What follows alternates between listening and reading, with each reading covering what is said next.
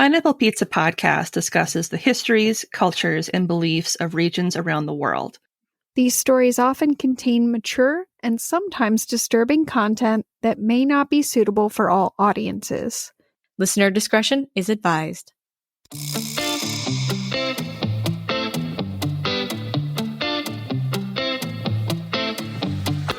Welcome to Pineapple Pizza Podcast, where we serve up delicious slices of mythology, cryptozoology, and urban legends. It's an interesting combination of flavors. Weird, but it works. Today's special is a 3-course meal of Irish urban legends sure to delight. I'm your hostess, Lindsay, and with me are the awesome and hilarious Ashley and Emily. Hey! What's up? You hear about Pluto? I did. That's messed up. My pants are already off. I knew I was going to be seeing your face today, so... That's why I'm in a tank top today. Showing some shoulder. I'm in a tank top because my boobs are sweaty. Boob sweat sucks, man. I really wish I had a smaller chest. Like, pretty much all the time, but especially when it's hot out. Yeah, I feel that. I can tell you, as a founding member of the Itty Bitty Titty Committee, it doesn't matter how small they are, they still sweat like crazy. I've got, like, an entire swimming pool in here. I know. I, take off my bra at the end of the evening, and I'm just like, God, what happened in there? Michael Phelps pops his head up. How did I get here? There's a killer whale, swimming up the side. It's fine. This is what we all wanted to happen. An orca just comes out and just just dives back in. That whale sound was good. It's just Free Willy all up in here. Yeah, it is. I need to drop a couple pounds. Just sweat them off right now. Sweat them off. So hot. Interestingly enough, what we're talking about feeds into quite nicely my first dish. So today's appetizer is more mysterious than it is moist. Oh, no. Moist in your mouth. Even though I hate that word so much, I was like, I have to use it. Now I want to say it even more. I will try not to. So our appetizer today involves the Lady of the Lake. Ooh, I'm excited. Outside Limerick, travel to... Oh, God damn it, I didn't translate this one. Here's the thing. No one else can see her face, but it's just so good right now. It's the melty thinking face. Wow. Melt man with the power to melt. Anybody who never watched Kablam hates me right now. I caught the reference. All right, I'm just going to go for it. And if it's wrong, I'm sorry, Ireland. I blame the internet and my lack of true Irish upbringing, even though I'm a quarter Irish. So, outside Limerick, travel to Curraghchase Forest Park, where you'll find the ruins of Curraghchase Manor, the setting of today's starter. Even though it's now shuttered and spooky, this once elegant manor sticks out from the greenery of the forest. Curraghchase is a 774-acre forested park that includes a variety of archaeological sites. It has a cairn, 2 enclosures, 3 ring forts, which were Bronze Age fortified developments, a standing stone, which is a monolith from the mid-Bronze Age. Oh, that's so cool. And the 18th century home at the center of our story that was built at the site of Curragh Castle. The manor was built in 1657 by Vere Hunt, a descendant of the Earl of Oxford, who was an officer in Oliver Cromwell's army. Oh, fucking Cromwell. That son of a bitch. Right? I know. Fucking hate that guy. That asshat. Vere was granted the land by Cromwell as one of his plantations.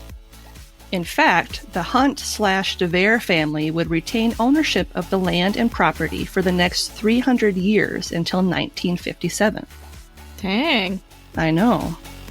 The name of the property changed in 1833 when the owner, Aubrey Hunt, changed his surname. It was at that time that he changed the name of the property from Curragh to Curraghchase.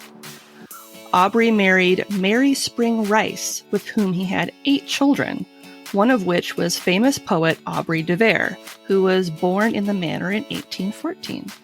That's too many kids. I know. I feel so bad for her. She had to give birth to all 8 of those kids. Oh no. No pain medication? Oh no. Yeah. Do you feel like by maybe number 5, 6, it's like those t-shirt cannons? Fire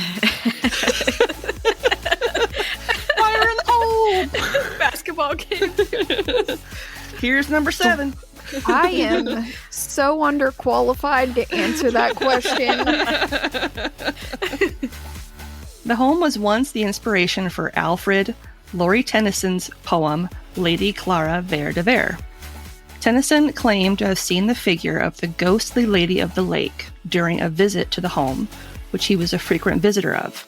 He stated that he saw the mystical arm of the Lady of the Lake rise above the water. Question. Did that watery tart throw a sword at him? He didn't. He is not the true king. He did not gain Excalibur.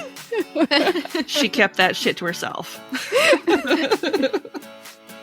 A century later, during a Christmas party that was being held at the estate, a loud cry of anguish rang through the home along with a storm that frightened all the occupants of the room. Looking out the window to the artificial lake on the east side of the home, they saw the redly glowing figure of a woman pointing her finger at the home. Which one? I'm hoping it was the first one, but I also am secretly hoping it was the middle one. I'm going to go out on a limb and say pointer. I'm assuming it's pointer. Shortly after this, a tree was said to have crashed through the window and knocked over the candelabra, which started the fire that destroyed the once beautiful estate in 1941. Since then, it's believed that her spirit can be seen every Christmas Eve in the form of a burning woman floating upon the water of the lake nearby. Pretty badass, I'm just saying. Christmas lights. I am my own tree! She is also said to roam the grounds at night and even walk on water in the nearby lake. To this day, no one is sure who she is, what happened to her, and why she continues to haunt the grounds of Curragh Chase. Joan Wynne Jones, née de Vere, wrote in a book published in 1983 that the house had a number of ghosts prior to the fire that destroyed it in 1941. She told of strange knockings on her bedroom door that she heard as a child while living in the home. There would also be times late at night when a noise like the sound of all of the fire irons and coal shuttles were being thrown down the stairs would fill the house. Mm-mm. That'd be some loud-ass noises. Oh my god, you would shit bricks. Oh my god. That would be so scary. Joan described one day sitting on a little hill near her home when out of the blue the forms of a small man and woman, who appeared quite old, appeared in front of her. She described the man's dress as dark green with brass buttons. When she told the housekeeper's daughter what she'd seen, she was warned, quote, "If you had seen what I saw there, you would never have gone near that place," end quote. Joan never found out what she meant by that statement. On another occasion, she wrote, quote, "I also heard most desolate moans and sobbings coming apparently from a blocked up doorway," end quote. It was Dwight Schrute after Angela broke up with him. That's sad.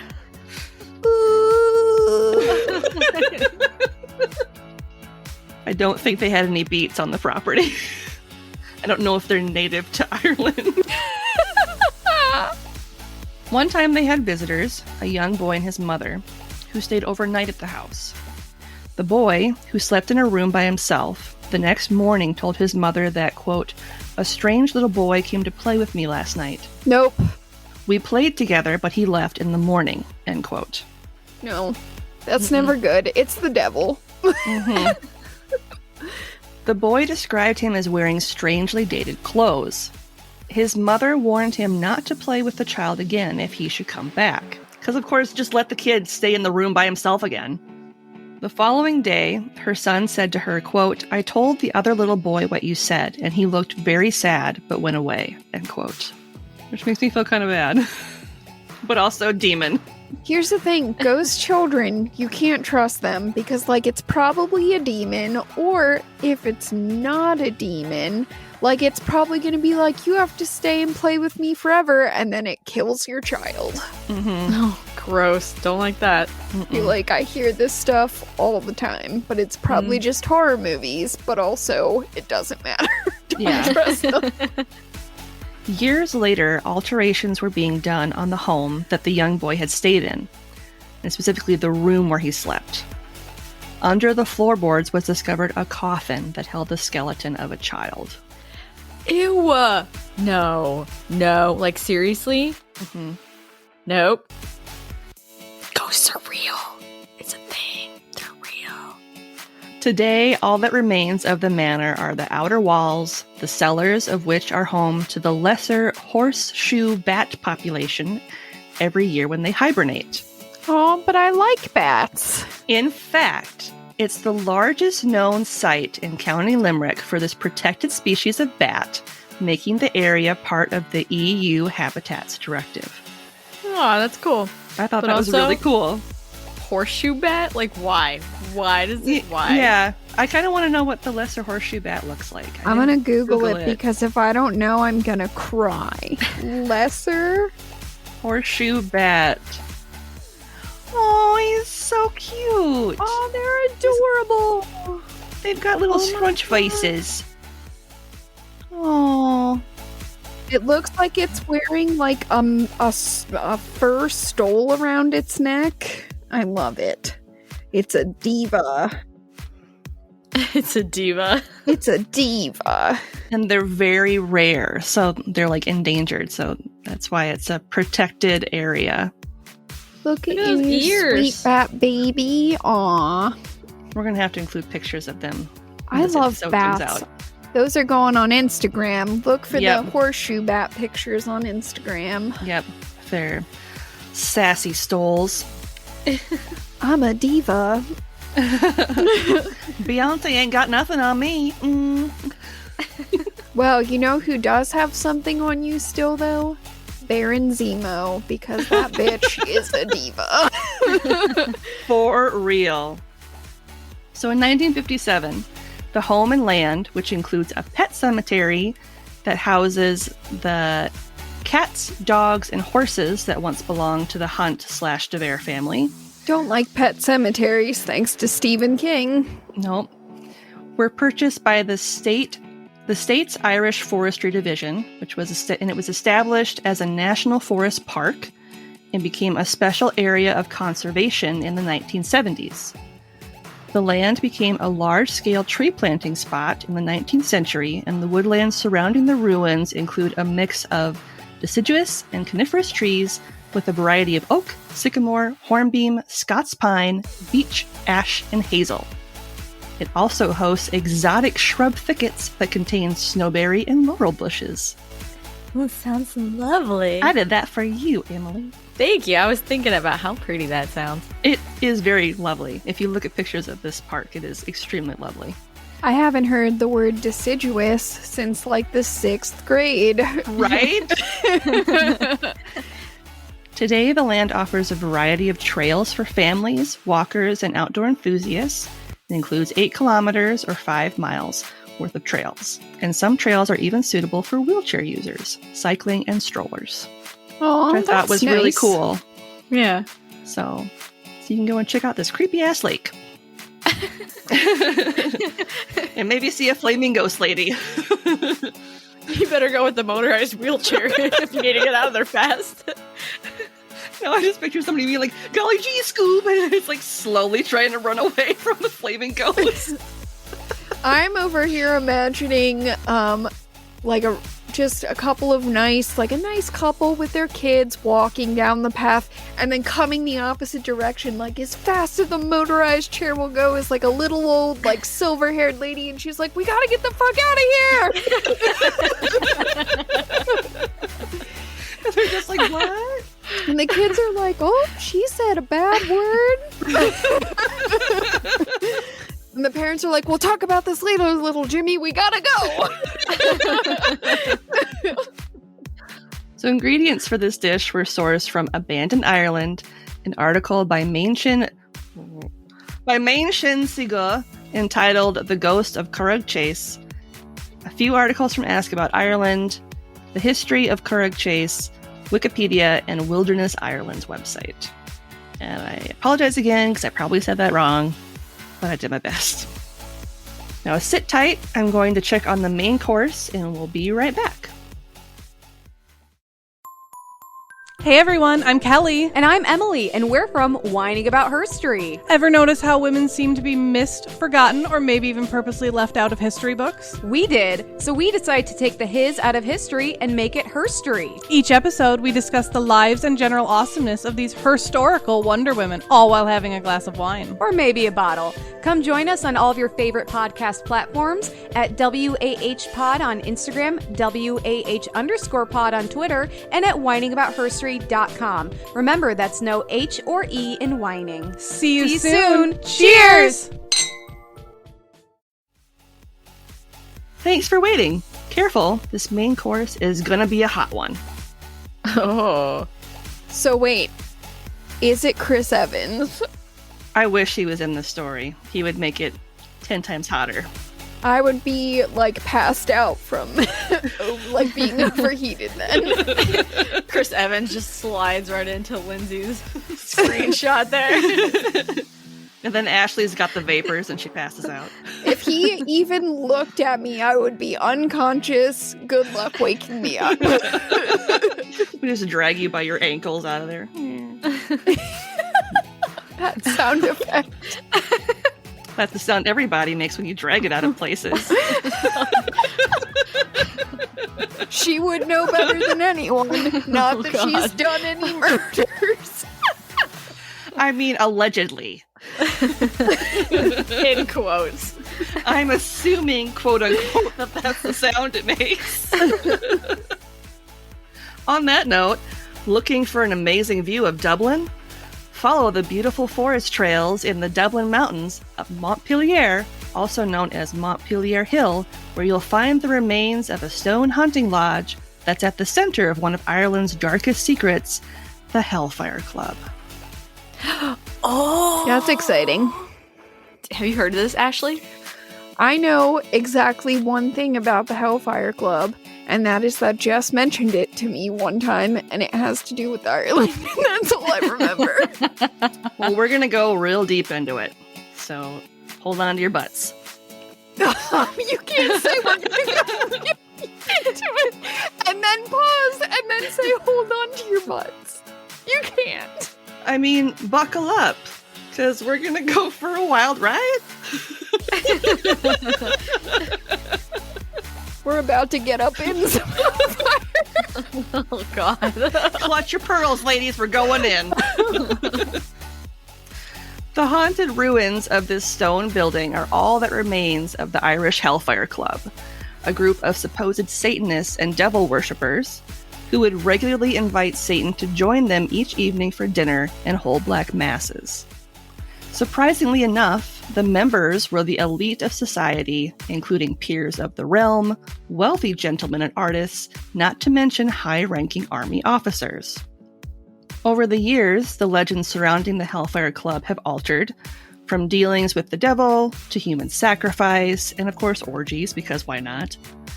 In fact, so many tales have been told about the Irish Hellfire Club that it's hard to separate fact from fiction.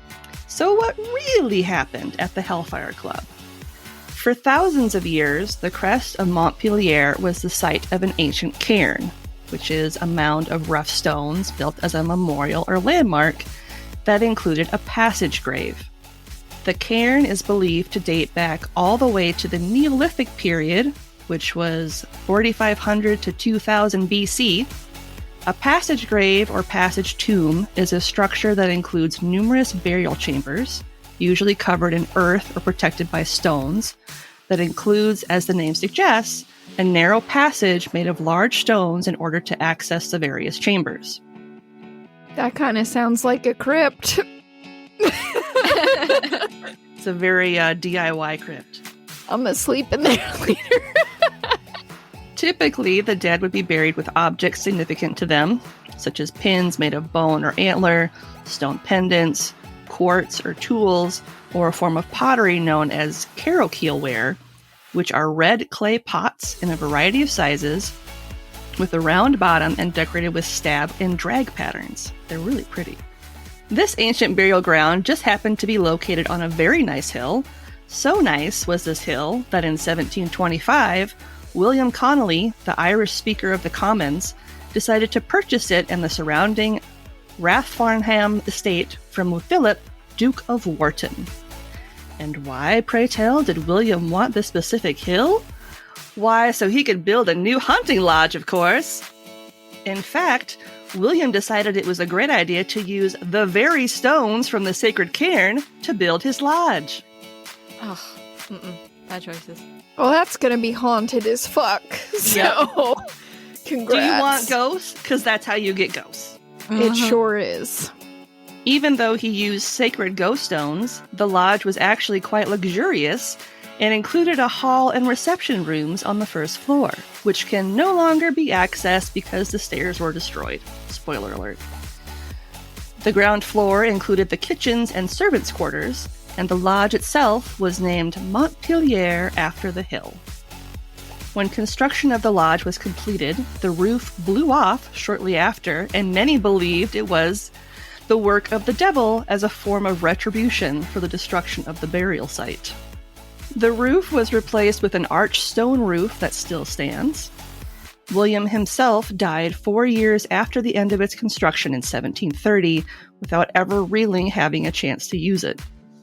So back to Duke Philip. It turns out that the Duke was a notorious drunk. A drunk who also happened to be the founder of the original Hellfire Club in the United Kingdom in 1719. Philip thought that the club would be a hilarious way to mock the church, and to prove it, he appointed the devil himself as president of the club. It's unclear when and why William's hunting lodge became the base of operations for the Hellfire Club, as it's believed the club would meet at several different establishments, one of which being Eagle Tavern on Cork Hill near Dublin Castle. In 1735, the lodge would fall into the hands of the Irish Hellfire Club's founder, 1st Earl of Ross, Richard Parsons, who was known to dabble in black magic, as well as a portrait painter and actor named James Warsdale. Richard also happened to be the Grand Master of the first Irish Freemason Lodge in 1725, so I'm sensing a bit of a theme. Because the Freemasons were never involved in anything shady. Never. Wink, wink. Nudge, nudge. Richard was, surprisingly, a bit of a piece of shit. A bit of a piece of shit. He got off on shocking pretty much everyone he encountered, not to mention the fact that he was a gambler, habitual drunk, and our favorite, a womanizer. He believed himself to be a bit of a hilarious prankster, and would regularly greet his neighbor, a member of the clergy named Dr. Madden, while fully nude. Okay, here's the thing. Showing your junk without consent isn't a prank, it's a fucking crime. Just so you know. When his indulgences finally began to take their toll, Dr. Madden sent Richard a letter that contained a detailed list of all of his sins addressed to my lord. Richard, in a final act of scampery, sent the letter to Robert Fitzgerald, the Earl of Kildare, while on his deathbed. The Earl was outraged by the supposed attack of his character, which included, quote, whoring, gaming, drinking, rioting, turning the day into night, blaspheming his maker, and in short, all manner of wickedness, end quote. I've done a few of those. Same. So the Earl was so outraged that he confronted Dr. Madden about the letter. By the time the two had connected and the matter had been cleared up, Richard was already dead, having achieved his last laugh. Another member of the Hellfire Club was the master of revels himself, James Warsdale, who would go on to establish another Hellfire Club of his own in Askeaton in County Limerick. Known for his love of debauchery, James had a habit of attaching himself to wealthy members of the gentry. His notoriety was noted in print in 1740 when Matthew Gardiner and James Wynne published a scathing poem about his character that read as follows, quote, "Though Warsdale is for satire too obscure, must he uncensored artfully procure? Frequent as painter his employer's house, and thence delude his mistress or spouse? True to the lover's procreating cause, he breaks all ties, all hospital laws, and pimps resistless while his pencil draws." End quote. See, now that's an actual poem. Right? There's rhyming. It makes sense. There's a rhythm.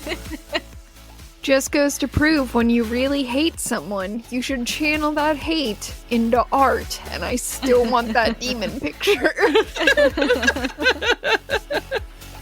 The glass that James Warsdale used at the Hellfire Club meetings that took place at Eagle Tavern has survived and can be seen in the Philadelphia Museum of Art. It's engraved with, quote, "James Warsdale, Master of the Revels," end quote, and the Hellfire Club, as well as a depiction of all the members seated with glasses except for one that is giving a toast. James left Dublin for Munster and eventually returned to England. He would also outlive almost all of his fellow club members. One of the more notorious members was a landowner named Simon Luttrell. Simon was the son of Henry Luttrell, who was a famous commander of the Jacobite forces in the war against William of Orange. Henry was believed to have betrayed his Jacobite comrades and was later murdered. After his father's death, Simon became a member of Parliament and earned the rank of Baron Earnham of Luttrellstown. Legends state that in exchange for clearing his debts, he'd sell his soul to Satan within 7 years. When the devil came to collect, Simon was supposedly somehow able to distract him long enough for him to flee. Whether it's true or not, what is true is that after the Irish Hellfire Club dissolved, he moved back to the UK, where he ruthlessly worked his way into becoming the first Earl of Carhampton. He also enjoyed the dubious honor of being named, quote, "the worst man in England," end quote, in a poem titled The Diaboliad. Even after his pact with the devil, quote unquote, he somehow managed to live longer than all the other members of the Hellfire Club. 4th Baron Henry Barry, the Lord of Santry, and another member of the club, was one of the youngest members and an angry drunk who is suspected of committing at least one murder. He apparently added notches on the barrel of his pistol each time he bested anyone in a duel. It's said that he burned a servant to death in his bed as he slept after he poured brandy over the man and set him on fire. What a fucking twat. What a piece of shit. Even with charges like this against him, one way or another, Henry was always able to weasel his way out of trouble, usually by paying them off. Yeah, I was gonna say, by being rich, it's not that hard to figure that out. Yep. He was eventually taken to court after being convicted of stabbing another servant named Laughlin Murphy to death. On August 9th, 1738, at Henry's trial, it was discovered that he and his friends had spent the day drinking at Patrick Corrigan's Tavern in Palmerstown. At one point, Laughlin Murphy was invited by Henry to join the group in their drinking. As the night progressed, many of the members left until all that remained were a man named Mr. Humphreys, Laughlin, and the crazy drunk Henry. Henry argued repeatedly with Mr. Humphreys, and at several times attempted to pull out his sword, but was too drunk to do so. I mean, that's just funny. Yeah, sometimes you get a little performance issue if you have too much to drink, so... Yeah. That's what I was kind of going for. Enraged at his ineptitude, he stormed out of the room and collided with Laughlin. He tossed Laughlin back and threatened to run through the next man who spoke.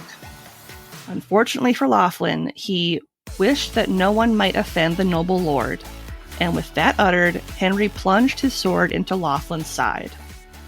Laughlin didn't die from the wound, but from an infection after several agonizing weeks of illness. Oh, yuck. That sucks. Even though he was protected by his powerful friends in the club, none of them wanted anything to do with him. Even with a guilty verdict, Henry was able to get a royal pardon in 1739, and his uncle paid off all of his debts. He spent the rest of his life living in exile in Nottingham, England, and died alone at the age of 40. Which, good riddance. So sad. 2 other original members included Henry Ponsonby, who served in the Irish House of Commons. He was also colonel in the 37th Regiment of Foot. He and fellow member Henry Clements both lost their lives at the Battle of Fontenoy in 1745. That aside, what was actually done at the Hellfire Club? Well, drinking excessively was kind of required, and several accounts state that its members would enjoy a drink called Scalfine, which is a blend of hot whiskey and butter. So real good for the heart. Yeah. As well as the liver. I think we already figured out why they all died. So Heart disease. Check that off the list. These revelries would often end in the best possible way, violence and sexual assault, not to mention that one time that Henry Barry murdered somebody. It was expected that club members would openly mock the church. I mean, it's kind of a given with a name called Hellfire Club, but it's unclear if human sacrifices and pacts of the devil actually took place. It is noted that members would leave an empty chair at the table for Satan, but that appears to be the only real ritualistic aspect of the evening. It may not surprise you to learn that black cats played a huge part in the club. One story tells of a young man who went to investigate the goings-on at the club. He was found dead the next morning, and a local priest, along with a farmer who had been watching over the young man, went to the club to investigate after believing the man had been murdered. After entering the club, they found a banquet laid out and a huge black cat prowling the room. A black cat whose ears were shaped like horns. The priest, armed with holy water, attempted an exorcism that caused the cat to be torn apart. After leaving the building, the priest finds the man who had gone with him to investigate lying on the ground, covered in deep scratches on his face and neck. A letter was found that is believed to have been from a member of the Hellfire Club. In this letter, they reference a quote-unquote sacrifice of maidens, but some believe that this refers more to their deflowering than to them actually being killed. This doesn't mean that bad shit didn't happen at the club. There are accounts that one of the rituals of the club included, and this is a trigger warning for animal lovers, the dousing of a cat in scalfine before setting it on fire. No. As you can probably tell, the club was basically an excuse for upper-class youth with too much time on their hands and an excess of funds to be able to play practical jokes, as you can tell, mainly aimed at the church, as well as gamble, treat women like shit, and drink a lot. So just be generally terrible human beings. Yep. William's hunting lodge / the Hellfire Clubhouse was at one point or another damaged by a fire in the 1750s, it's believed. The origins of which have, like most of the rest of the tale, become a bit of a legend. One story says that William's son burnt it to the ground because he didn't want to have to renew the lease. Another says it was burned on purpose to add to its hellish appearance. It's also said that a footman spilled a drink on the coat of Burnchapel Whaley, which prompted the Catholic-hating man to set the poor footman on fire. This fire, which I'm sure is part of what gave old Burnchapel its charming moniker, reportedly engulfed the club in flames and killed several of its members, effectually putting an end to the club, as it were. In one story about the goings-on at the club, it's said that on a snowy night, a stranger came to the lodge seeking shelter from the cold, and was invited in by the members so he could take part in their drinking and games of poker. While they were playing, one of the members dropped a card on the floor, and when he bent down to pick it up, he happened to notice that their mysterious stranger had cloven hooves. It's said in one legend that the next day the lodge was found burned with just the stone shell it is today remaining. The only clue as to what happened was a trail of cloven hooves burned into the snow.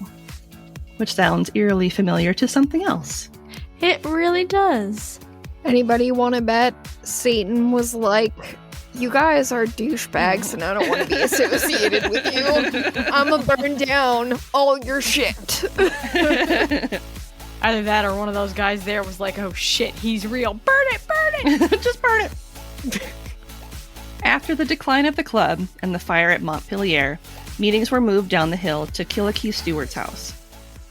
The trial of Henry Barry brought the Hellfire Club's activities to life, and many of its remaining members died in the 1745 Battle of Fontenoy. The club officially ended in 1760. The Hellfire Club Part 2 came about thanks to old Burnchapel's son Buck, who instead dubbed it the Holy Fathers when he revived it in 1771. As if the first iteration wasn't bad enough, Buck and his fellow members took hell-raising up a notch if the stories are to be believed. There are rumors of kidnappings, murders, crazy wagers, and even cannibalism after they supposedly kill a farmer's daughter.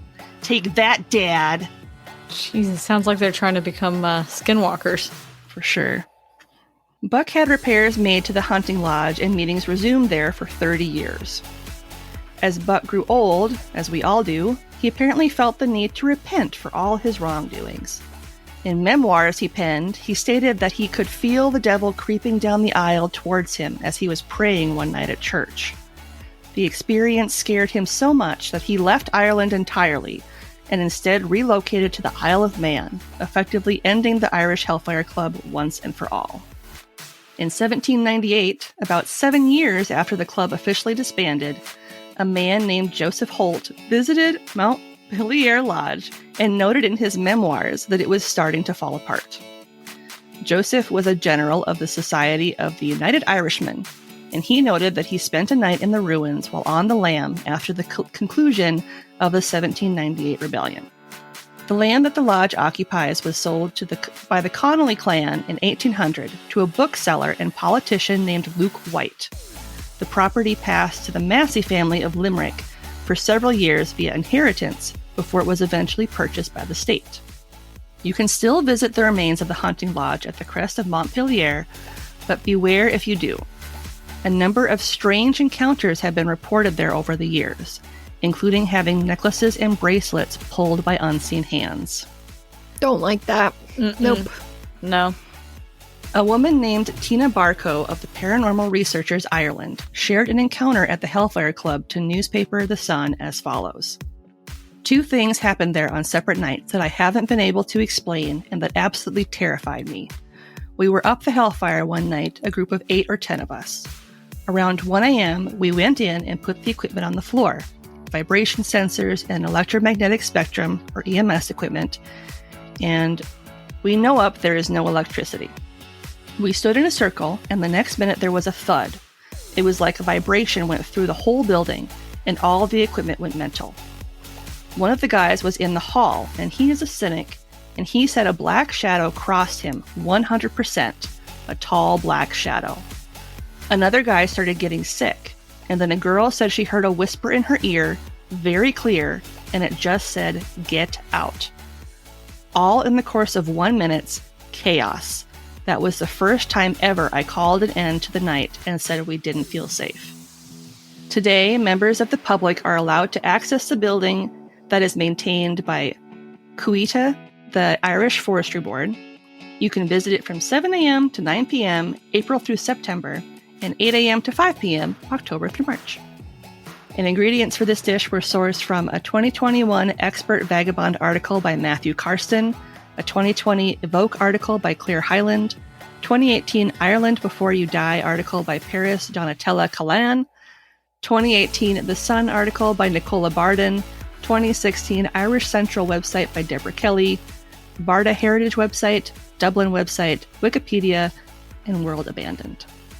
Ireland Before You Die. What a name for a website. It's like places in Ireland to see before you die. Ready for dessert? I'll be right back in 1 moment. Thanks for waiting. Our dessert dish is the perfect palate cleanser. The Connolly family of Castleton, yes, the same Connolly family that built the Hellfire Club, also built a house a little further down the hill of Montpelier in 1765 on Killakee Road. This home was originally a hunting lodge that was visited quite often by such famous people as George Moore, W.B. Yeats, George Russell, and Catherine Tynan. At one point, Countess Markievsk listed the Killakee House as a safe haven for British forces that were on the run from the Irish, since it had so many convenient exits. The 18th century farmhouse, also known as the Steward's House, would soon become the meeting place of displaced members of the Hellfire Club after their hunting lodge was damaged by fire. Over the years, the home would also serve as a dower house, which is a home for widows of the previous owners, aka a dowager estate, as well as the home for the caretakers of the nearby Killakee estate, which held a much grander home where the owners of the property, such as Lord Massey, resided.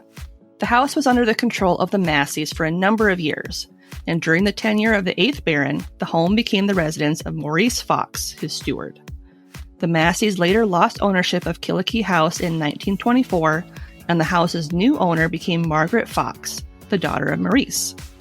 The story of the Black Cat of Killakee has been noted for centuries, but the story didn't become common knowledge until the home was purchased in 1968 by the O'Brien family, with the goal to revamp it into tea rooms and an arts center, while also restoring it to its former glory. Margaret O'Brien and her husband Nicholas were busy with a number of projects at the time of this renovation, so they allowed the workmen to live on site to keep the renovations on track. Unfortunately for the O'Briens, they'd soon find out that something was seriously wrong. It wasn't long after renovations began that the workmen started reporting some rather terrifying tales.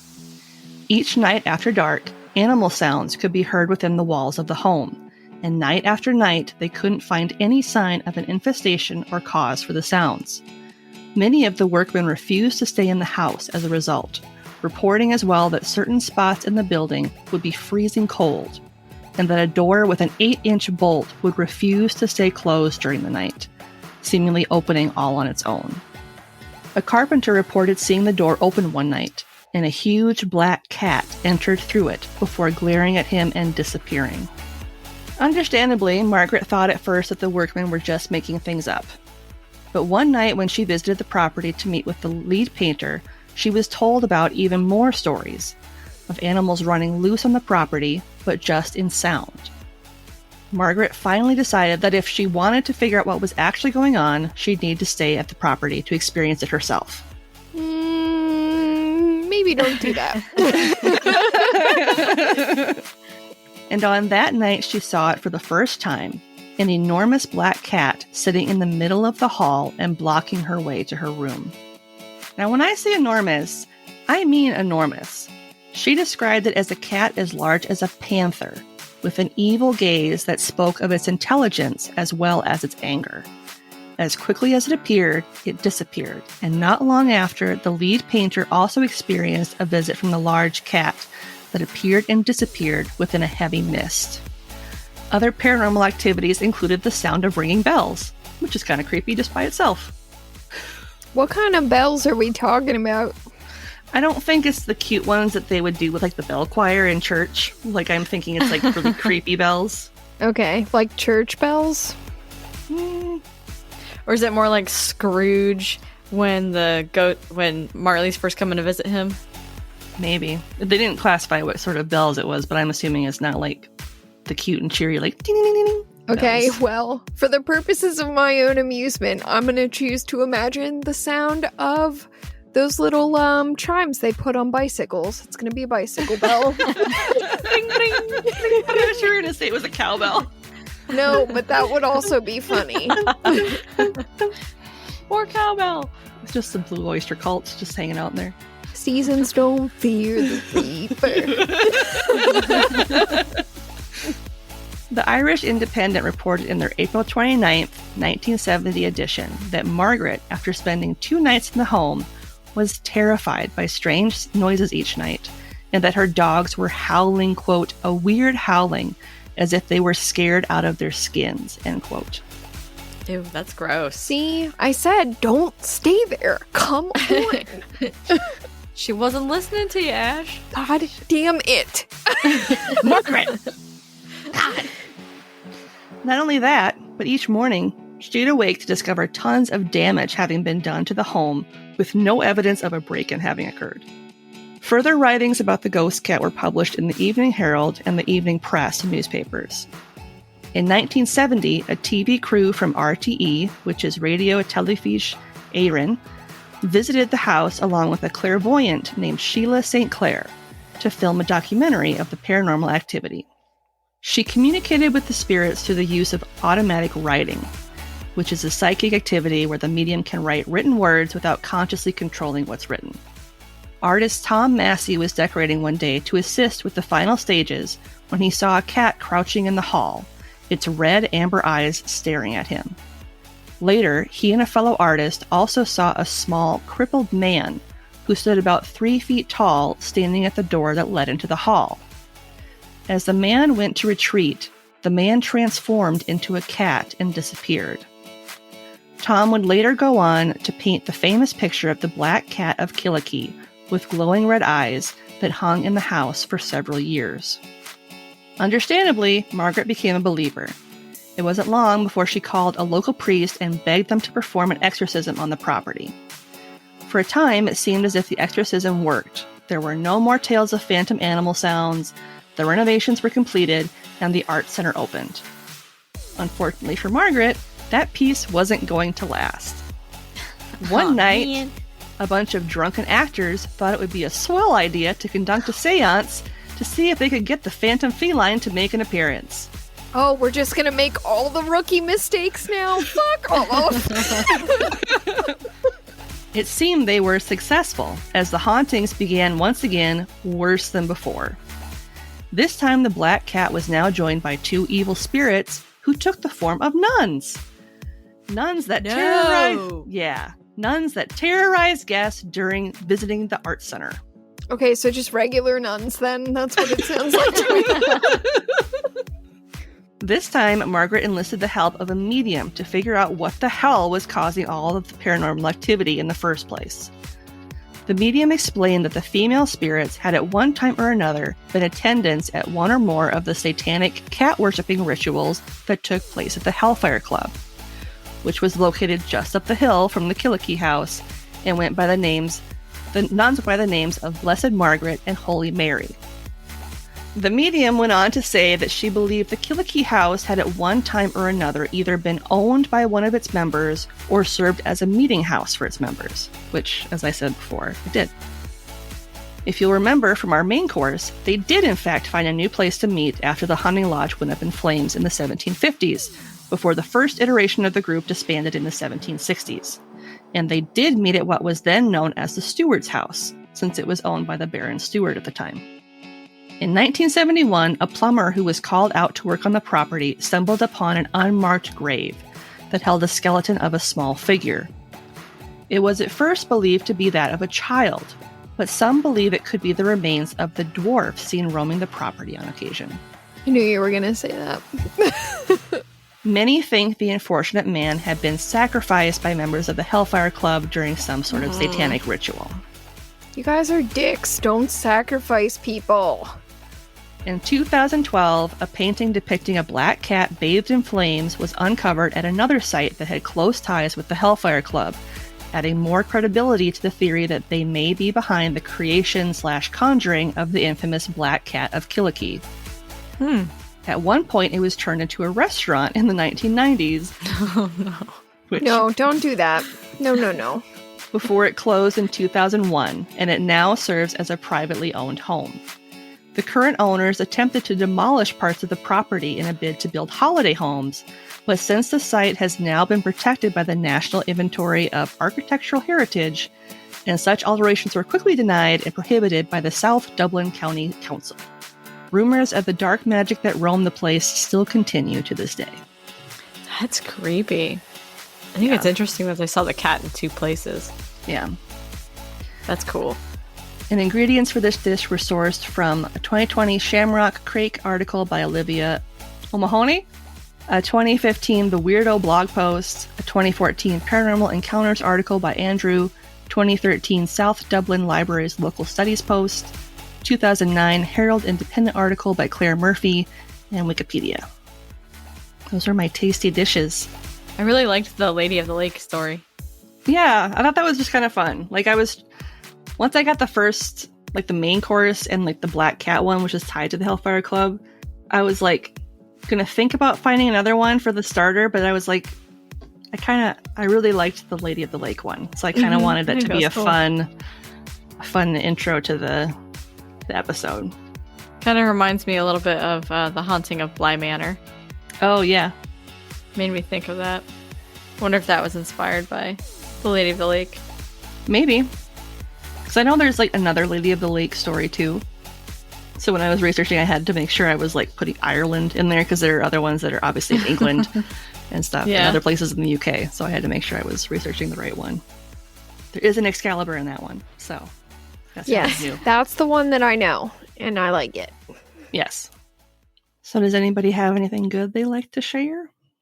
Well, my good thing can be that my dog's being real cute right now. She is. She's being adorable. She's actually been pretty good today, although she did really one up in my lap a minute ago, so I helped her get up here so she could see what was going on. And now she is playing with a toy fox, and that's real cute too. Aww. Oh, it's the Fox and the Hound. That movie's so such sad. a bummer. It It is was so so sad. Way to go, Disney. Well, okay. So for mine, I've been working pretty hard on writing up my thesis, and it's coming along pretty well. I have 2 big presentations I have coming up for conferences, and I've been working on those. It's hard to put together a story for somebody else about science and try to keep it to a certain amount of time, because you just want to be like, word vomit my science at somebody. Yep. But you can't do that. So I've been working on those presentations, and I think I figured out how I want to do it. So I kind of hit a nice little stride with that, and then working on my thesis. I'm happy with how it's going. I'm feeling good about it. I rearranged my chapters a little bit, and they're looking good. And yeah, I'm feeling good. That's awesome. Also stressed, but good. It's a lot of pressure. Yeah. I don't miss doing that's partially a lie. I kind of miss doing conferences, but the thing that I miss about it is the actual like feedback part of it. I don't miss like all the stress of trying to get it ready and make sure that it's the right length, because it's a huge pain in the ass, especially when nobody else ever has any idea what your research is. Yeah. Don't like that. I hate public speaking, which is funny as a podcaster, but I have the worst stage fright. It terrifies me to stand in front of people and speak. I weirdly love it, even though I'm an introvert. I struggle with it too. Yeah. Everybody's got their thing, right? Yep. My good thing is that yesterday I got to go to my nephew's birthday party, and he turned 5. Yes, he turned 5. And I got to hold my youngest nephew, and he fell asleep in my lap, which was really cute. So my youngest nephew is 1.5, and he's like this big, chubby little blob of a boy. He's really fun. And they had the like grocery store appropriate fireworks, but that aren't really fireworks. They're basically just like sparklers. Yeah. So they had some of those for the party, and it was fun because I was holding my youngest nephew in my lap, and we were watching that together, and he would do this thing where he'd be like, oh, where he just like kind of like lean against me and be like, oh, as we were like watching the fireworks together. So that was really cute.